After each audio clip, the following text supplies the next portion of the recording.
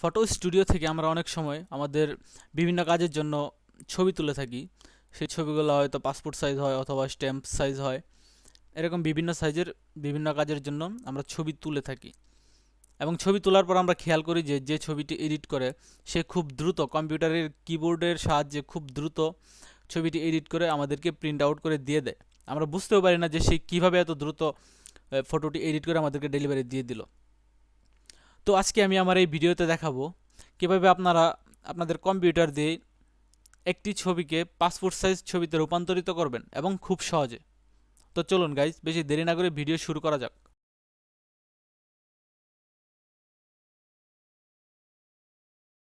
এই ছবিটিকে একটি সম্পূর্ণ পাসপোর্ট সাইজ ছবিতে রূপান্তরিত করব। তো আমি এখন আমার ফটোশপ ওপেন করি। আমি এই কাজের জন্য অ্যাডোবি ফটোশপ CS3 এক্সটেন্ডেড ফটোশপের এই ভার্সনটি ইউজ করছি। আপনারা চাইলে যে কোনো ভার্সন ইউজ করতে পারেন, সমস্যা নেই। সো এখন আমি এই ছবিটিকে আমার ফটোশপে ওপেন করি।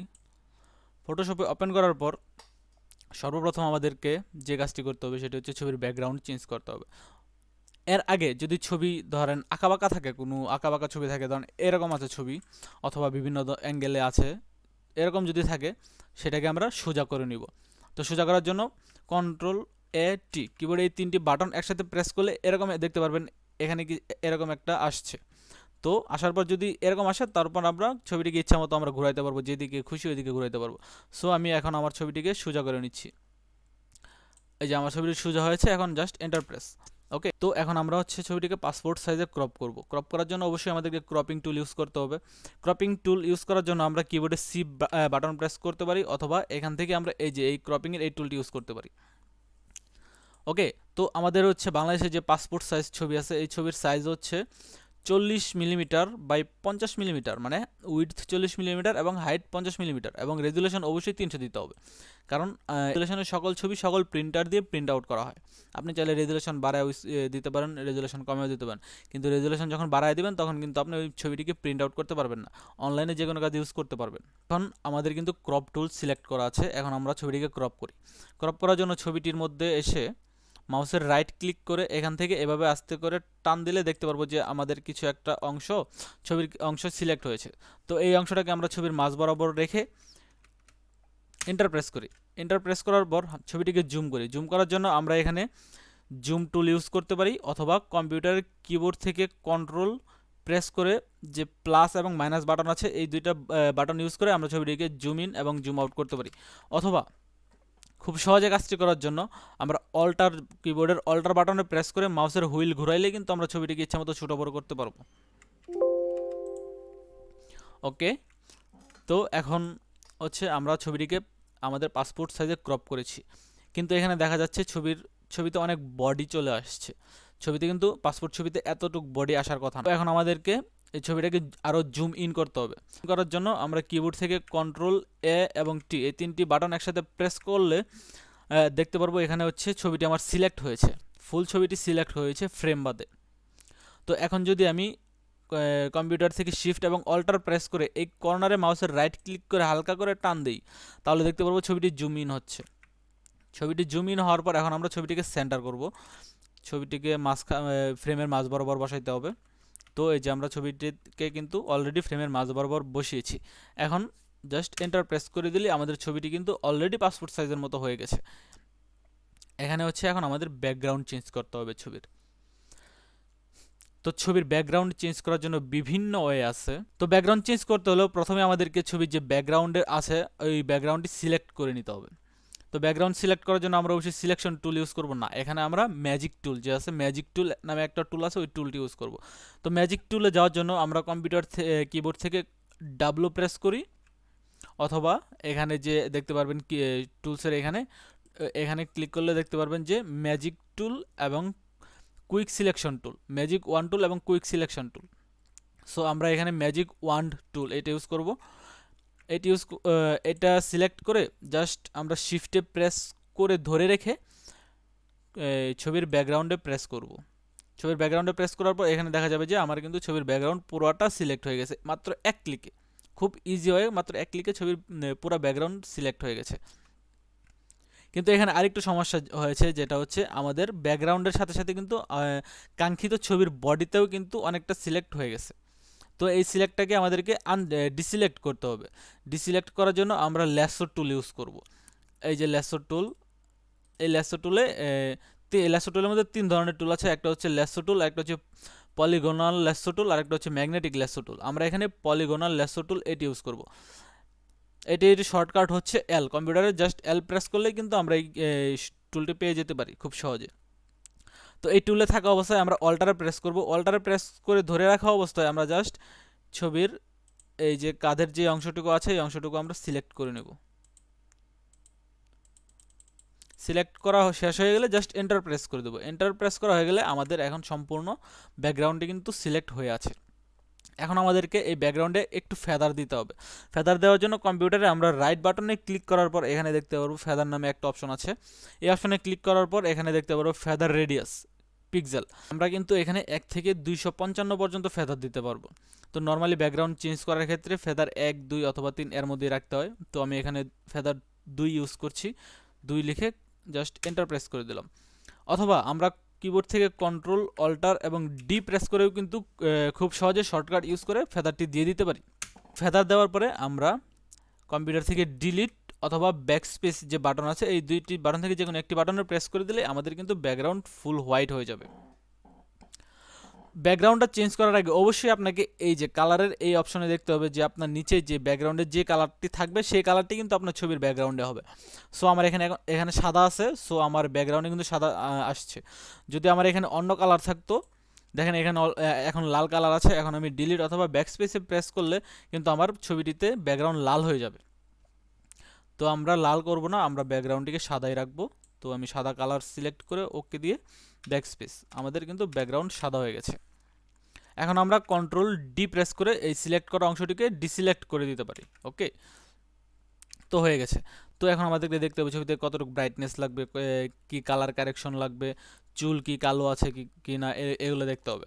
সো আমি দেখতে পাচ্ছি আমার ছবিটিকে কিন্তু অলরেডি অনেক ব্রাইট।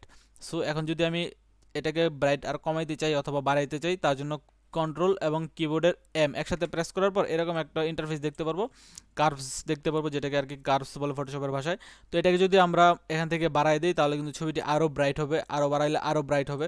যদি আমরা এটাকে নিচের দিকে করি তাহলে ছবিটি কিন্তু ডার্ক হবে। সো আমি এখানে একটু হালকা ডার্ক করে দিলাম কারণ ছবিটি অলরেডি অনেক ব্রাইট আছে।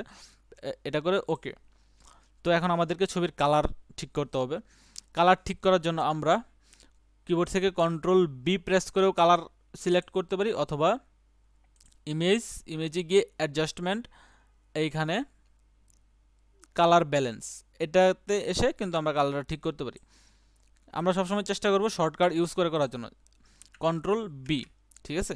তো এখানে হচ্ছে বিভিন্ন কালার আছে, cyan, magenta, yellow, red, green, blue. আমরা আমাদের ইচ্ছা মতো এই মার্কারটাকে সরায়া ডানে অথবা বায়ে সরিয়ে আমাদের কিন্তু কালারটাকে চেঞ্জ করে নিতে পারি। ওকে, সো আমি এই কালারটি রাখছি। এখন আমাদেরকে দেখতে হবে চুলকে আমাদের হালকা কালো করতে হবে। তো এটা করার জন্য আমরা ইমেজে যাই, ইমেজে আসার পর অ্যাডজাস্টমেন্ট, তারপর এখানে দেখতে পারবো সিলেক্টিভ কালার নামে একটি অপশন আছে। এই যে দেখবেন সিলেক্টিভ কালার, এখানে আসার পর দেখতে পারবেন এখানে বিভিন্ন কালারের নাম দেওয়া আছে। এখানে সিলেক্ট করব হচ্ছে ব্ল্যাক। ব্ল্যাক সিলেক্ট করে ব্ল্যাকের যে লাস্ট অপশনটি আছে এটাকে আমরা জাস্ট একটু ডেনসিটি বাড়াই দেবো, তাহলে দেখতে পারবো যে আমাদের চুল কিন্তু অলরেডি কালো হয়ে গেছে। এখন কিন্তু আমাদের ছবিতে কাজ মোটামুটি শেষ। এখন পাসপোর্ট ছবিতে কিন্তু চারপাশে সাদা একটা চিকন বর্ডার থাকে, আমরা হয়তো অনেকেই লক্ষ্য করেছি। তো এই বর্ডারটি কিভাবে দিতে হয়, বর্ডারটি দেওয়ার জন্য কন্ট্রোল অল্টার সি, কিবোর্ড থেকে এই 3টি বাটন একসাথে প্রেস করার পর এখানে এরকম একটা ইন্টারফেস দেখতে পারবো। এখানে আমরা মিলিমিটার সিলেক্ট করে দিব, মিলিমিটার। ওকে, তো এখানে আমরা রিলেটিভের জায়গায় একটা টিক মার্ক দিয়ে দিব। টিক মার্ক দেওয়ার পর আমাদের হচ্ছে পাসপোর্ট সাইজের যে সাদা বর্ডারের মাপটা হচ্ছে 4 mm, মানে চারপাশে 4 mm করে 4 মিলিমিটার করে সাদা বর্ডার থাকবে। তো আমি এখানে 4 mm দিয়ে দিই, 4/4। ওকে, ব্যাকগ্রাউন্ড অবশ্যই সাদা থাকবে। যদি এখানে ব্যাকগ্রাউন্ড হোয়াইট, ব্ল্যাক, গ্রে অথবা অন্যান্য কালার দিই তাহলে হয়তো আমাদের বর্ডারটা ওই কালারে চলে আসবে। তো আমি এখানে নর্মালি ব্যাকগ্রাউন্ড কালার হোয়াইট দিচ্ছি, হোয়াইট দিয়ে ওকে। সো দেখতে পাচ্ছেন আমাদের কিন্তু বর্ডার ছবিতে চলে আসছে। ওকে, আমাদের কিন্তু পাসপোর্ট সাইজের একটি ছবি মেক করা কমপ্লিট হয়ে গেছে। তো আমাদের এখন এই ছবিটিকে আমরা যে পেজে প্রিন্ট করব সেই পেজে কিন্তু বসাইতে হবে। তো আমরা এখন ছবিটিকে আমাদের প্রিন্টেবল একটা পেজে প্লেস করব। তার জন্য আমাদের নতুন একটা পেজ নিতে হবে। নতুন পেজ নেওয়ার জন্য ফটোশপের এখানে ফাইল অপশনে আসার পর এখানে নিউ প্রেস ক্লিক করে আমরা একটা পেজ নিতে পারি, অথবা কিবোর্ড থেকে কন্ট্রোল এবং এন বাটন একসাথে প্রেস করে কিন্তু আমরা একটা পেজ নিতে পারি।